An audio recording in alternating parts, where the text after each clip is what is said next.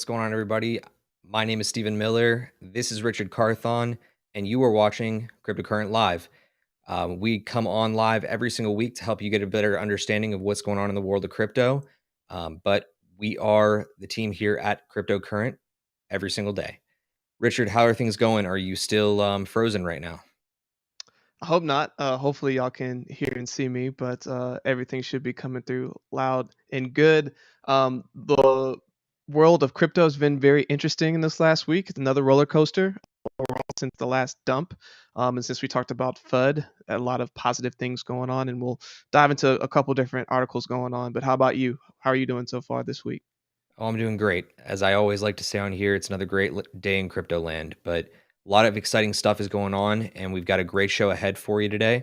We're going to be talking a little bit about the current Walmart and Litecoin fiasco that was going on in the news, a little bit about Solana, our good friend Cardano, and we'll also be getting into some audience Q&A in the later part of the show, hopefully, and share a little bit about some upcoming events that we have going on in the cryptoverse. So let's go ahead and jump into this thing quick, Richard. Now that you are officially unfrozen, can you take us into a little bit of this Walmart and Litecoin fake news? Absolutely. So, for everyone who missed it, also if you didn't know, if you are not part of our Telegram channel, we highly recommend it because we send these things live, and this is one of the things that I shared this past week. So there was this abrupt news that Litecoin um, basically went on this giant run, and it was because Walmart quote unquote a partnership to make online shopping easy. Um, that was absolutely trying to buy the rumor. So this was put on pretty much all the major outlets that were out there. I mean, one of the larger companies out there, Zero Hedge, reported on it. And then if you notice the timestamp, this was roughly 8:37 a.m. Now, fast forward literally an hour and a half later, they also went out and put out a blog post and then went up and edited it. And what does it say now? Litecoin dumps. Crypto slides after Walmart confirms press release was fake. And again, that was all within about an hour and 30 minutes. So this goes back to the importance of when you hear news or when you find something, validate it. Don't just go blindly buy. Don't just absolutely straight dig into something just because. Do your research. Make sure that the information that's coming out is legit. A while back, we reported back when we were on Clubhouse about how Amazon was reportedly going to get into crypto. Turns out they came out and denied all of that as well. That actually started up the pump from Bitcoin being around 30,000 all the way back up to close to 40. So news can do a lot of good and bad. It made Litecoin absolutely jump and then absolutely dump in a matter of time. So that is what the article that I want to bring to your attention. And also, just a reminder: make sure you're doing your research before you just straight money blindly. Steve, what is the article that you want to share with everyone this week?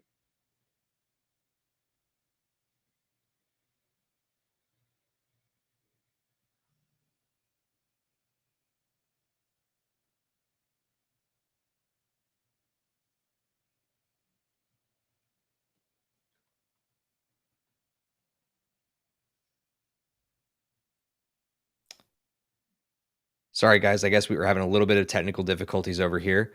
But Richard, I was trying to ask you whilst I was apparently muted, what you think is the current prognosis for Litecoin now that we've gotten past some of this fake news? Back to square one. I mean, if you look at what's been going on in the space, they haven't been having a whole lot of major news like that kind of going on. But all the same, if you look at Michael Saylor, who's been buying a ton of Bitcoin, guess what? He also has a giant bag of Litecoin. So there still some indication that Litecoin can get back to all-time highs, still have a very solid year. This just wasn't. This could have been that first like leg going back to that point. This was kind of a gut punch. I think it might take a little bit longer to potentially get there, but that's my initial gut reaction. What about you? My initial feeling is this: Litecoin is still a really functional product. It works well for what it's supposed to do. It's supposed to be a faster version of Bitcoin. That's why people call it Bitcoin Silver. But when I think about the long term prognosis for Litecoin, is I think we're going to see it run here shortly. It had a really optimistic run. Let's call it that. before the crash in like late April, early May. And when I think about how the news operates around this sort of stuff, as we are ramping up in the market right now, I think Litecoin has a big opportunity to bounce back off of it. So I think that yes, we saw an initial pullback, but to your point, I think that while it may seem like there's a lot that needs to happen, I think there's just as good of a chance that we end up seeing Litecoin start to run here in the next couple of weeks. Because I mean, look, some people say like there is no such thing as bad press. This is the thing that's going to get people looking at Litecoin again, right? So that's kind of my take on it. But to your earlier segue, let's move into the next piece of news. Our next piece of news today is going to start with Solana. So, one of the things that I really find hysterical in the world of cryptocurrency is how it's such a tech driven space, but every single person in it always seems to forget that technology has bugs.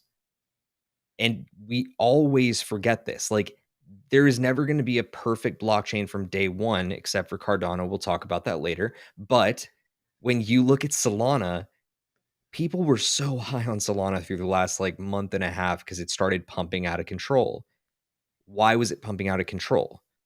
Because if you look at this tweet that Solana published through their status channel, their mainnet beta was experiencing intermittent instability today. Basically, it started and the engineers were put in a position where they had to investigate the issue all the way through. This is a project whose mainnet is not live, yet you want to tell me that they are going to shoot up the ranks without any type of hindrance. The same sort of thing happened with Cardano. Bugs were found prior to Alonzo and it pulled back. But the truth is, when you look at these types of projects, you got to like take a step back for a second and give them a little bit more credit because bugs happen and people need to start acknowledging that more. No project is going to be perfect, but they can fix any of these little bugs that come up. And I'm sure Solana will bounce back off of it. But for my real news, I wanted to turn over to two really awesome pieces today that came out. One of which was Ernst Young, which is a huge enterprise business, announcing that they're going to integrate with Polygon and basically utilize the Polygon network to scale their own blockchain operations. This is the first of two that we're going to call out today.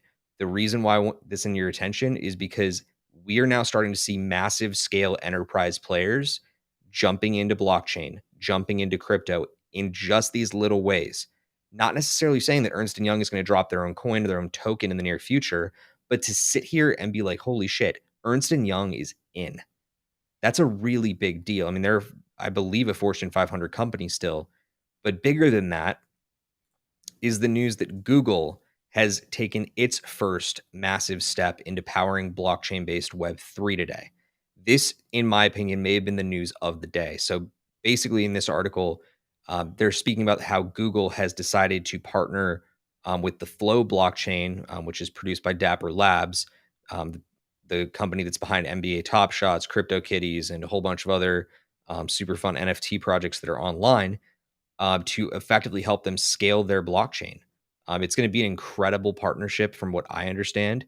And if you are big in the NFT space or you think that you want to back a project like Flow, there could not be better news for you. Like if I was a Flow investor prior to today, I'm sitting here looking at this, basically just wetting myself saying, oh my God, I now have so much money. Because if you see Google attached to any project, right, like they're gonna skyrocket. So I don't want to be too much of a moon boy on this, but I am very optimistic about the amount of enterprise America that's starting to enter this space. I think that's super encouraging. So, Richard, what is your take on it? I'm really curious to hear where you come from. Yeah, and not to jump too far ahead, it's a main reason why a big contender of one of my potential bets later has everything to do with what's being built on this blockchain. First of all, Polygon kind of got put on my radar at the beginning of the year, back when it was worth right around 2 cents, and what they were trying to accomplish. These are one of the teams when you go back to why you would potentially go to invest in a potential crypto project.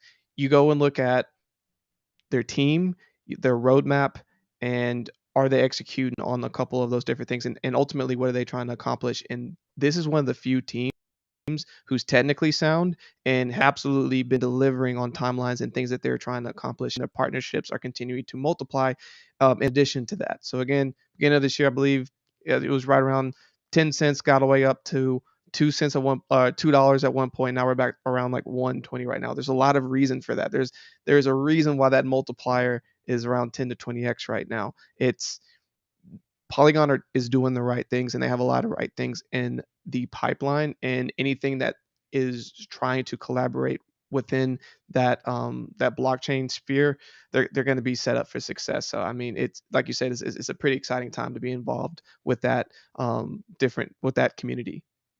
Yeah, and I think that that's what we're going to see develop more and more throughout like the upcoming weeks and months that we have ahead during this cycle.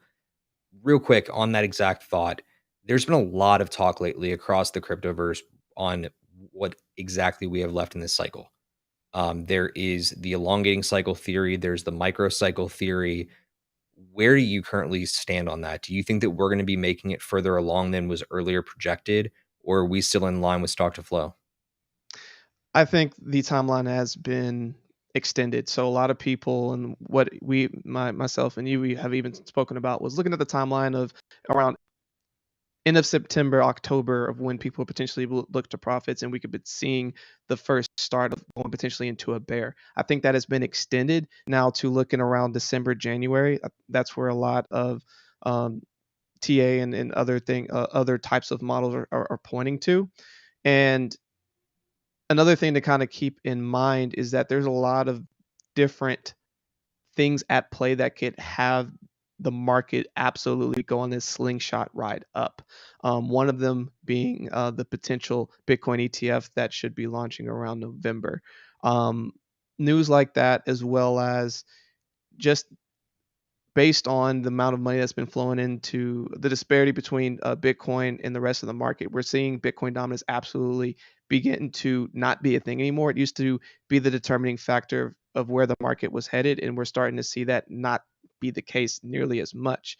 We're still at a $2 trillion market cap, and I think we still have an opportunity to see it get to anywhere from 3 to 4 in the next couple of months, which would be drastic increases in a lot of different projects that are out there. So that's what I'm kind of aiming for. I'm looking to aggressively still be looking at different projects I can be getting into, and I'm going to be reevaluating probably closer to November, December before I really think about taking some significant profits. But that's what I'm presently looking at. How about yourself? You know, I like to buy more so into this whole microcycle theory. I think that as crypto is going to develop further now, we're going to see essentially, the NFTs have their moment. You're going to see DeFi have its moment. You're going to see Web3 have its moment. And they're kind of going to blend together from here forward. I mean, we're going to have these moments where the market's pulled back, and that's going to be because Bitcoin is in its cycle. But I think by the end of next cycle, we're going to see a complete separation. We're going to see Ethereum, Cardano, and all the Web3 platforms start to act more independently of Bitcoin. So I think it's going to be really, really interesting to watch it develop going forward. But in any event, let's carry this thing on. We are about to enter into one of our favorite segments on this show.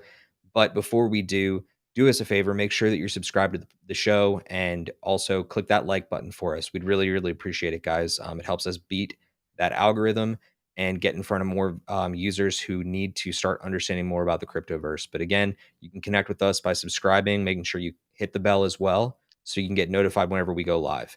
It's somewhere around there. Richard's just going to keep dancing and pointing at stuff. But let's go ahead and dive into our favorite segment, Crypto Decrypted, where today we are going to be breaking down some really exciting stuff that came out over the weekend, which you may have heard of. Cardano has officially launched its hard fork combinator event, and we are officially on the Alonzo mainnet. That means that as of today, Cardano and all of the people who have loved it, and even those who have denied that it is real, can all eat crow because it is 100% real. And it is not a ghost chain. You can write smart contracts. You can officially launch NFTs. It's a full fledged blockchain now. They can do whatever they want. And of course, they're going to have these moments where they find glitches, they find bugs of their own, but they've tested and they've tested rigorously through the last 3 months. So, Richard, where do you want to start this thing today? Do you have a specific point that you want to dig into first on Cardano? I mean, the first, just with the breaking news of it launching. I mean, there's a lot of directions we can go, but the first is that this has been a gigantic buildup. Again, for people who don't necessarily know about Cardano and how a lot of crypto projects typically launch.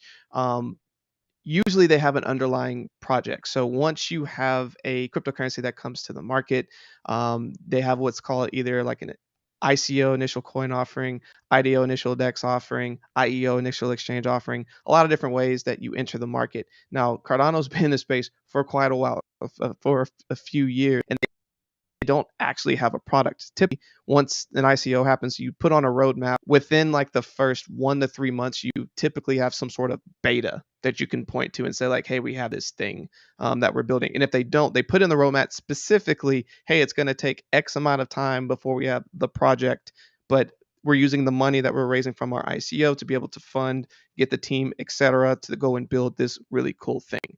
Well, years later, Cardano has finally had its moment, right? And it's been a giant buildup. That's why we saw Cardano earlier in this year when you could have got in around, I believe, like what, 30, 40 cents, all run up all the way to almost $3.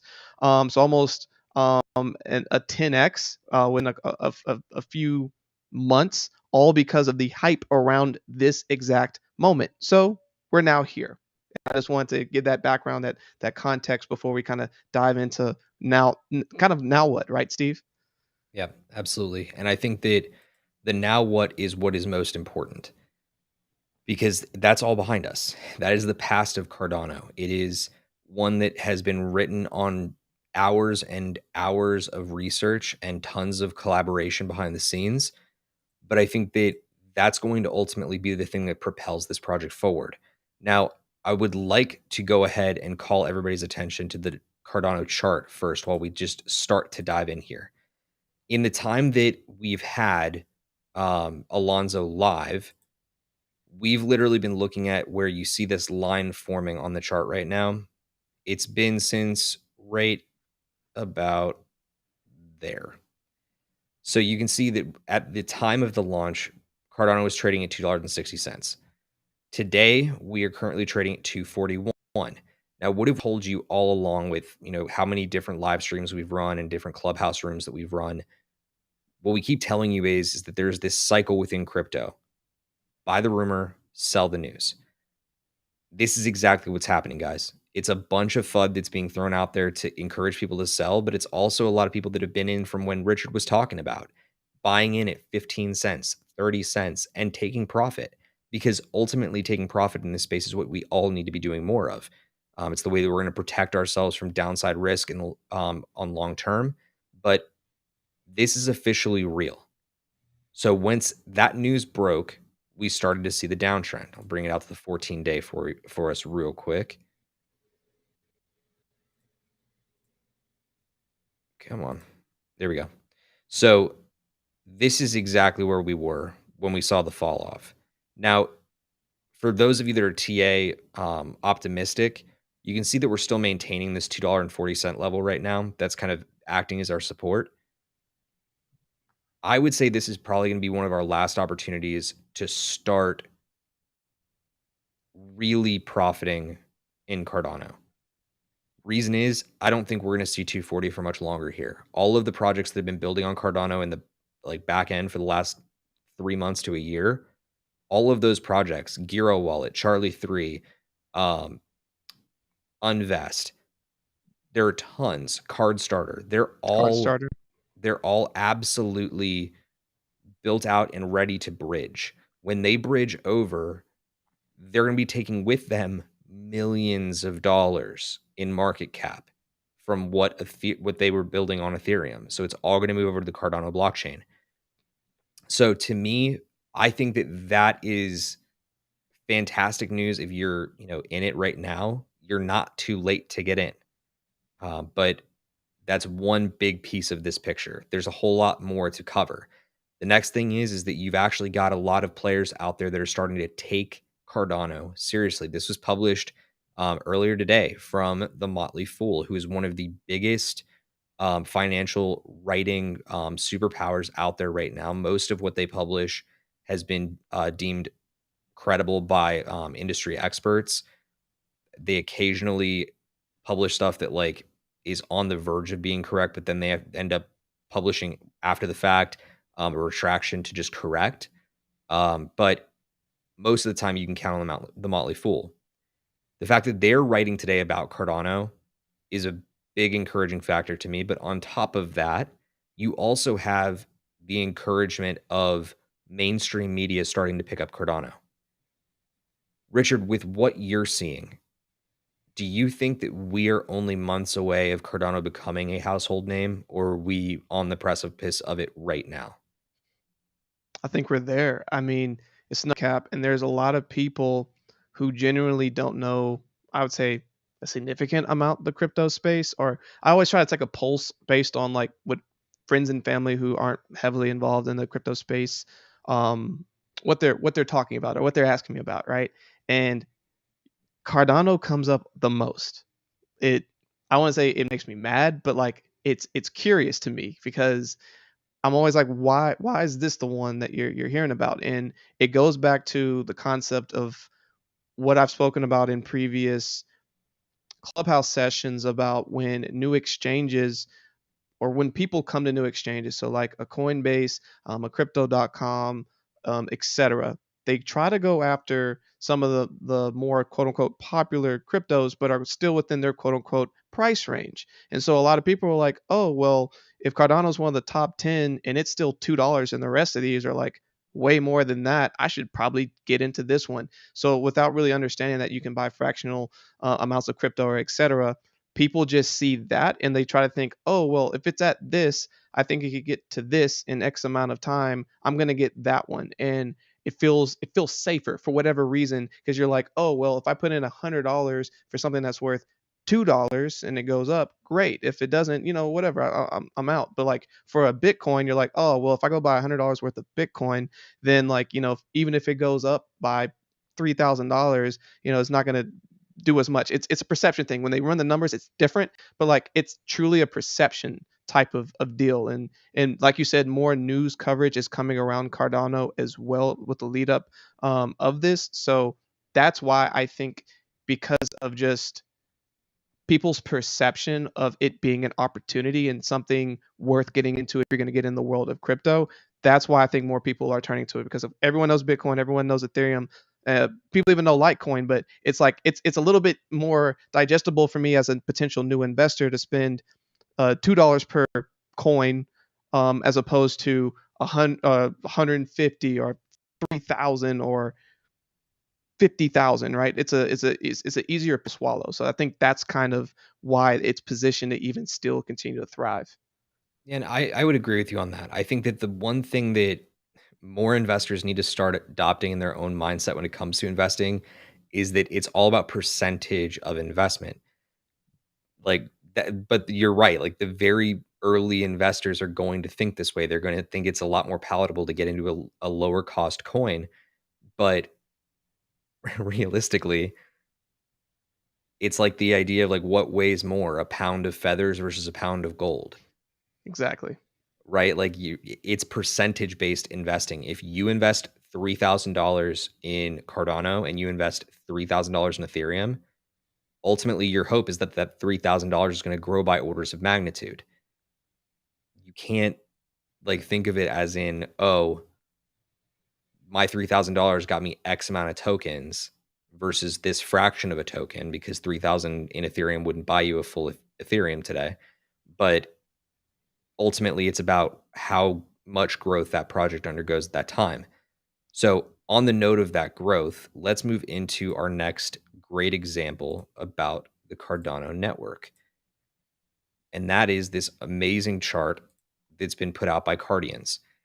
This was updated last on the 31st of August, but it gives you your first look into the projects that are already either partnered with or are building on the Cardano blockchain. Guys, for a project that looked or was hailed as a ghost chain up until Friday of last week. This is incredible. They're hitting every single part of a blockchain ecosystem that you would want to see represented. You have big time projects helping them out with building oracles. You have big names helping them within the wallet space and even in lending. As you look at this chart, Richard, what projects are immediately called to your eye? Because when people are starting to look at this ecosystem and where some of the attention needs to go, it's always good to have an insider's perspective as to what projects should immediately have your attention.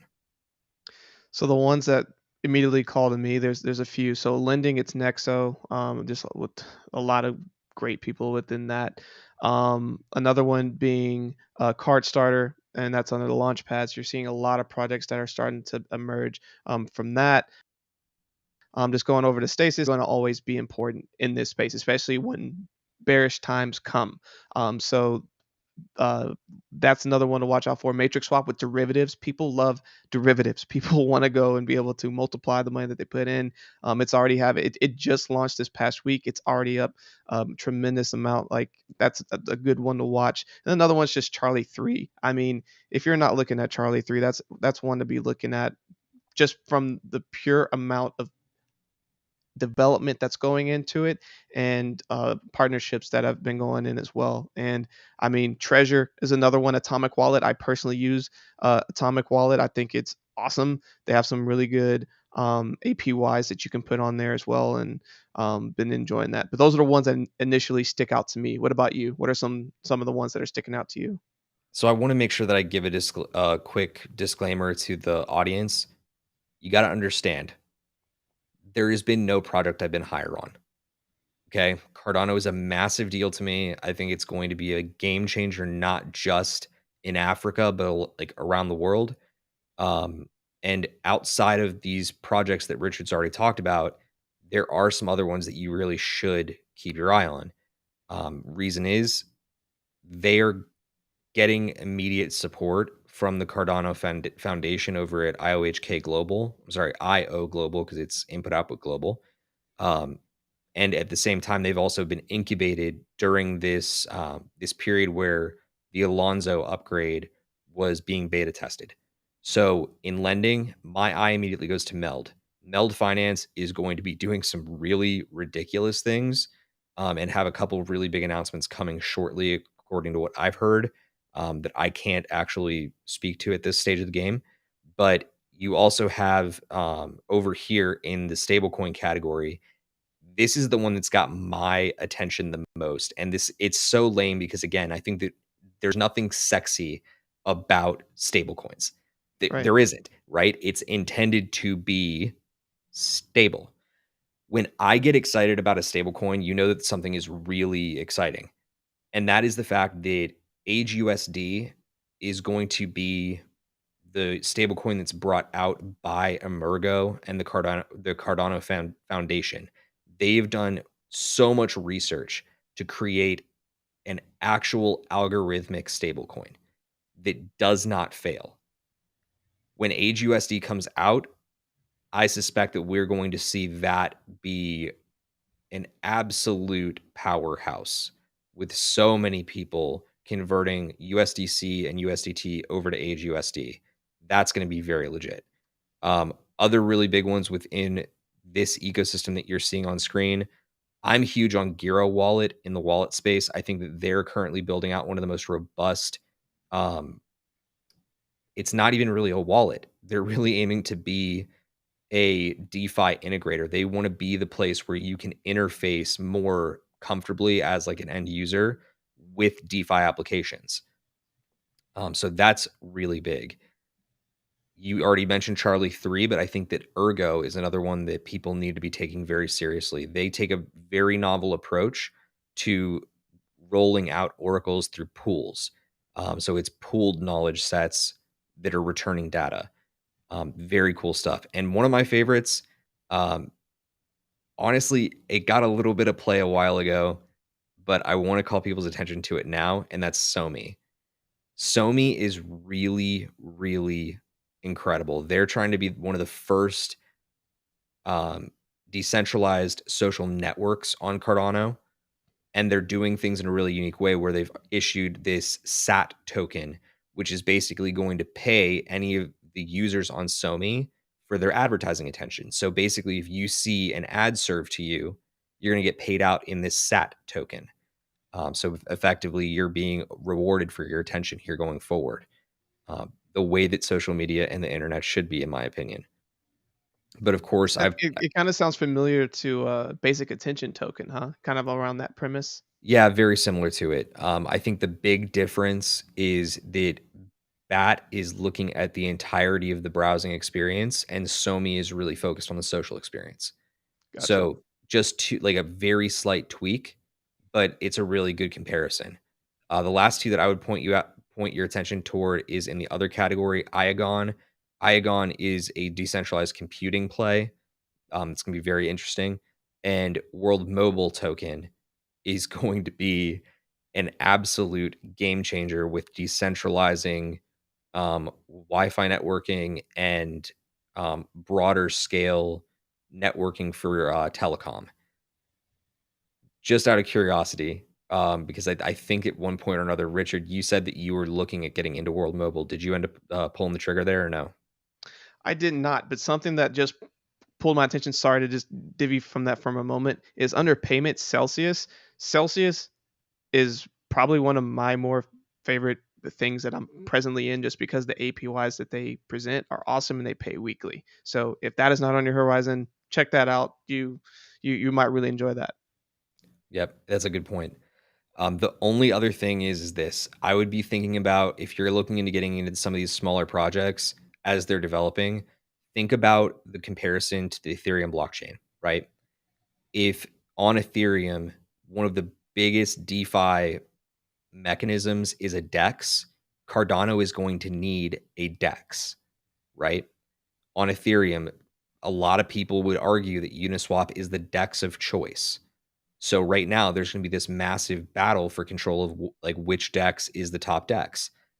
I would tell you that the attention right now is on Sunday Swap, ADAX, and where did you go? I just saw you. There you are. Yay Swap.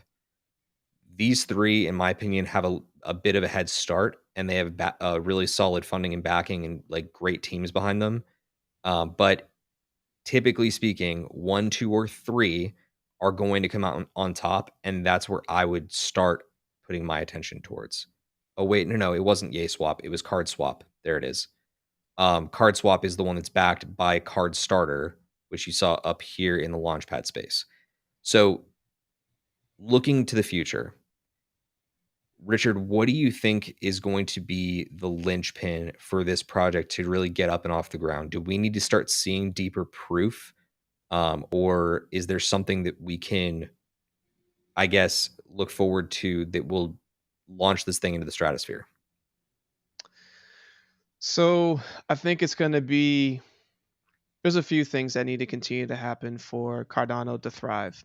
If you look at the quote unquote ETH killers that are out there, there are these other platform esque type of decentralized platforms outside of ETH, right? So you have Cardano, Solana's kind of taking the limelight. You have Dot, you have Cosmos, and a few others. So uh, Cardano is one of those plays. And of all the players out there, they just launched, and so now they have something that's going to be more readily utilized. It's going to be how can they continue to scale from here, and how do they minimize the different issues that they had. So, for example, you brought up Solana today. It crashed a little bit today because of networking issues and other stuff like that. It's still technically in its beta. Cardano is in its beta. As these projects are launching on Cardano and are continuing to evolve, how fast can they scale up? How do they start to take some of that market share away from a Solana, an Ethereum, a Dot, some of these others? And it's all going to be based on performance of the blockchain, congestion, and fees. So one of the main reasons right now why why people are getting away from ETH, going to places like Solana and Cardano, or exploring these, is that gas fees are insane. and I know we talk about this almost every week, but I got to bring it back up.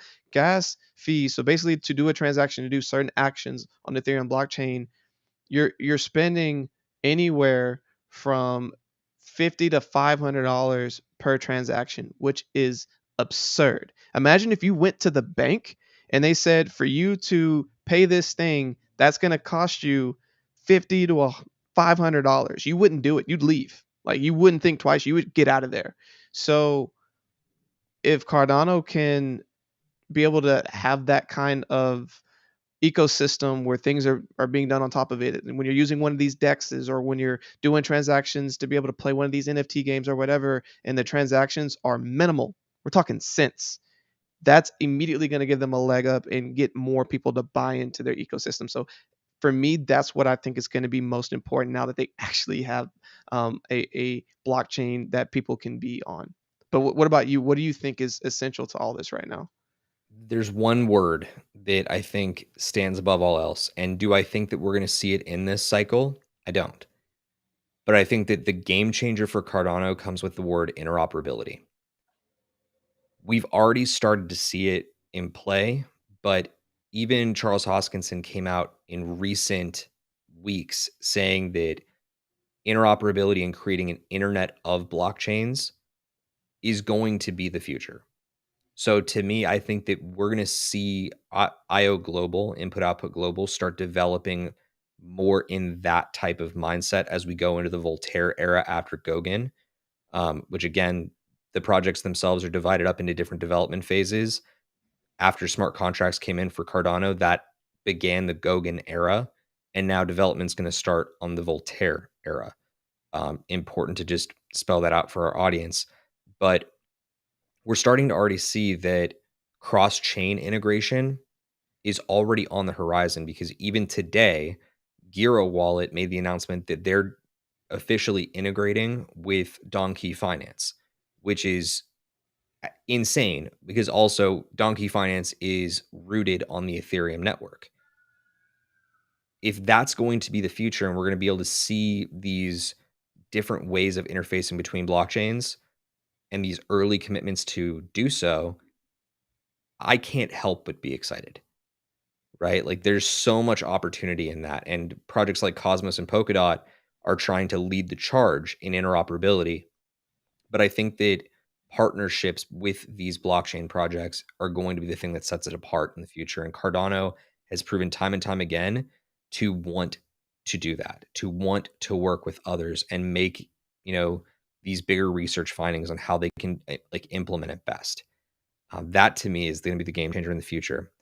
But look, guys, that's going to wrap up our Crypto Decrypted for today on Cardano. If you could do us a favor, if you enjoyed that Crypto Decrypted, drop a comment. Let us know what you thought. If you have questions, concerns, thoughts, you think that Richard said something really intelligent versus me saying something that was less intelligent, let us know in the Vice comments, versa. because we want to hear from you. So with that said, let's move into our final segment for today, our big time favorite on Tuesday's show, and that is blockchain bets. In blockchain bets, we like to break down 3 specific rounds of picks within the crypto world that we think have high upside across the next week. And then we typically will go back and we will evaluate who actually had the better performance across the last week. Because Chris lost this past week, we've decided to vote him off the island this week. So you're not going to hear from Chris this week. Instead, you're going to get Richard picking first, and we're just going to bat this thing back and forth like it was a tennis match. So let's start with the large caps. Our large caps, we define it as any project in the top 25. Richard, what project do you think has the most upside in the large caps this week? You brought it up in today's article, and I kind of hinted to it earlier. I'm going with Polygon Matic. Again, big news. It's getting to get way more collaborations. More of these larger corporations are starting to utilize its blockchain. The horizon is very bright for Polygon Matic, and that is why I am making that choice. What is your first pick? My first pick this week is something we also brought up earlier. I'm going to be going with Litecoin. Now, Shocker. before anybody gives me any type of flack for this decision, I would like to make sure that I point this out. Yes, I hold Litecoin. That is not the reason I'm making this call. I'm making this call because I personally believe that the amount of crap that Litecoin got across the last 3 days has affected its price volume without consideration to how decent of a cryptocurrency it is. It's stable, it's functional. They delivered on Mimblewimble, and it is a functional cryptocurrency that is faster than Bitcoin and is currently in use globally. I personally think that it got hit too hard. It overcorrected on that Walmart news. And I think that we're going to see it not only recover in the next week, but we're going to see it shoot higher because some good news or some bad news is still news.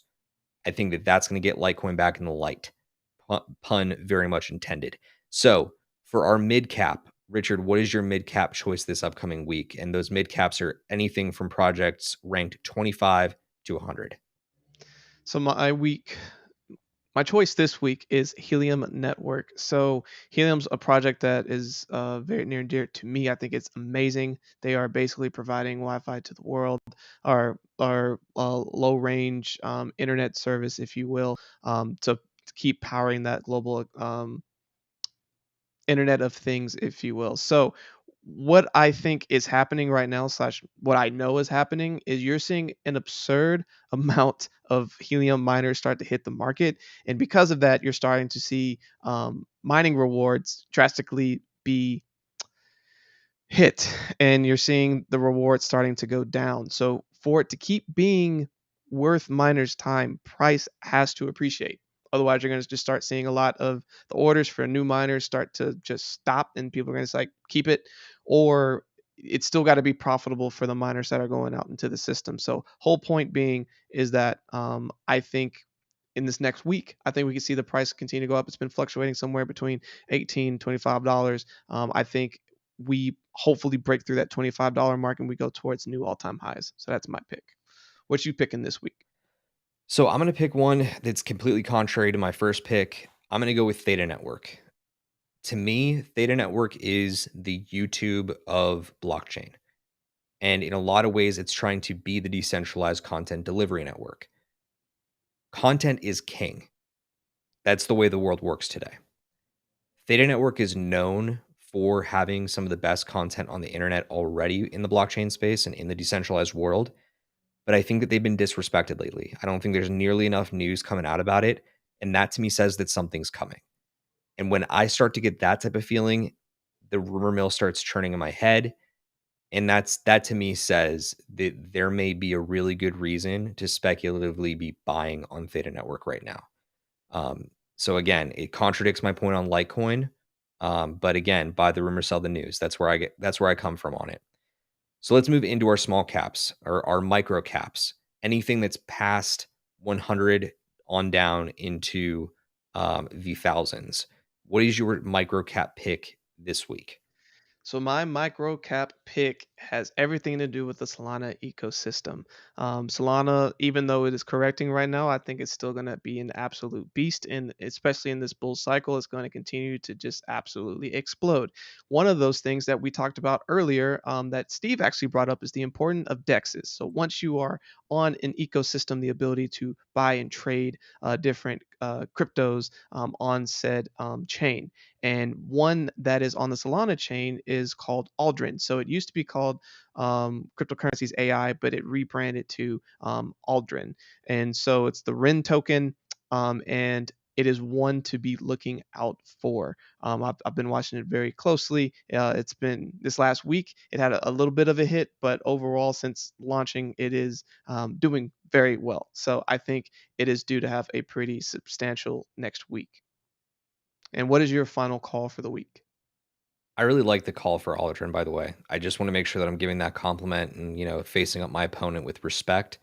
I think that cryptocurrencies AI had the wrong branding before. And as somebody who comes out of the branding world in my past life, I really do believe that that rebrand was absolutely necessary for them to be moving forward. It was just too generic. They needed to separate themselves a little bit further. So I like Aldrin as a pick.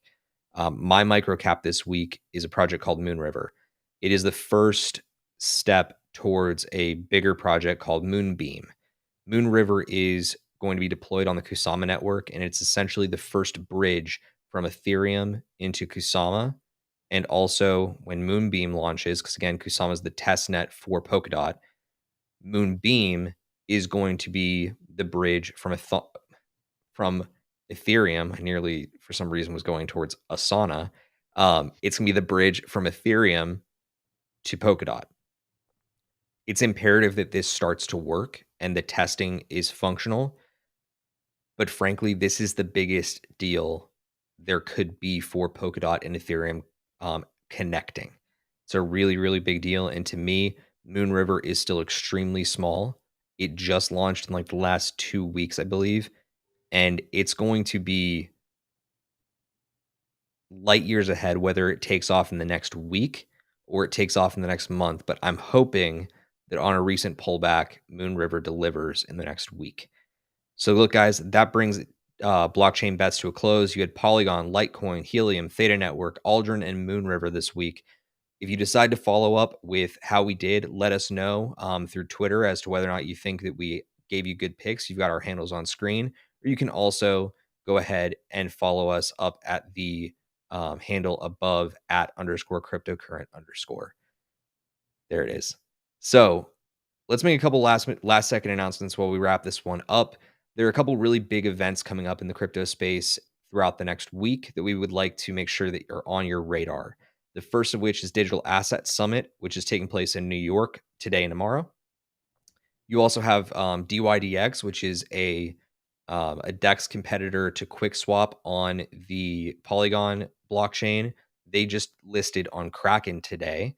And then KuCoin is going on an absolute listing parade through today and tomorrow, listing some of my favorite projects. And I know that we've had a couple of these on the show, including those of Hedera Hashgraph, Elrond, Flow, Persistence, and NKN. These are all really, really big ads for KuCoin. I would not be shocked in the slightest if we see KuCoin's KCS token also going up in line with that. It's going to bring a lot more volume onto their network. Then lastly, again, another project that's come on the show before, but we love in the NFT space, Eternity. Eternity has announced that they will be dropping an exciting new NFT project on September 18th, this time from Dan Marino. I couldn't be more excited about this as a football fan, not just in the present, but historically speaking, Dan Marino is a legend, and I expect this one is probably going to be expensive. So Yes. get yourselves ready. But Richard, what's coming up on the Cryptocurrent podcast the rest of this week? Absolutely. So yesterday on Monday we had Colin with Rubric, so you can learn more about near gasless swaps, interoperability, and bridging. And what's great about it, over 7,500 different cryptos you have access to using Rubik Finance. I recommend go checking out that website. I've been looking into it myself to get a couple of different cryptos that I've been trying to get that I couldn't find a way to have access to. So that was awesome.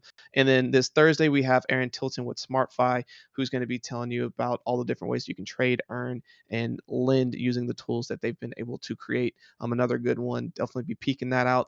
And of course, this Friday Aftershock with both Steven and Chris. They'll be coming at you with another amazing live. So make sure you go and check that out. And guys, just a quick heads up, you're gonna want to be there on Friday because there's a really solid chance that we may get our actual drops in from our digital team, and we're gonna take this show up another notch. But before we wrap this thing up, I just want to make sure because we started to have a little bit of a signal glitch there from Richard. I think there's a storm rolling into Austin right now, but we did have Colin O'Brien's episode with Rubik Finance yesterday on the Cryptocurrent podcast, which you can also find available here on YouTube. It was a really awesome episode, in my opinion, so you definitely want to check that out. But we also want you to take a look at crypto-current.co, where we publish brand new articles and posts 2 to 3 times a week on Monday, Wednesday, and Friday. But that will do it for us this week. Again, I've been Stephen Miller. He's been Richard Carthon, occasionally blurry Richard Carthon and freezing Richard Carthon. However, we will see you next week. Stay cryptocurrent. Stay cryptocurrent. Bye, y'all.